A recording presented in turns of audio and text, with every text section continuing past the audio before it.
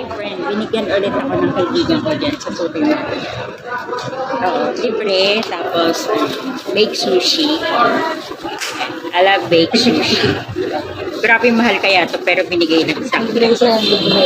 Oh, yes. Mabata niya si Irene. Oh, si Irene, may-ari na. So, you know guys, meron na naman ako ngayon, baked sushi. Pagkatapos kong magsimba, yan, grabe, bumuhos na naman yung blessing sa akin. Libre. Dito kasi sa Suki Market, kilala na nag-vlog ako, pero doon lang talaga ako tumatambay sa may sushi kasi lagi nila ako nabibigyan ng mga pagkain. Yan. Sarap din talaga maging content creator kasi marami ka nagiging sponsor.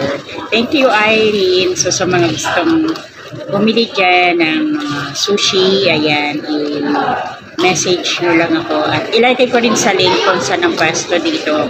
Ang sarap ng sushi nila, ayan. Tapos ito, libre. Hindi pala libre, kusang binigay sa akin. Ayan, parang libre lang. The best. Thank you. Siyempre, ayan.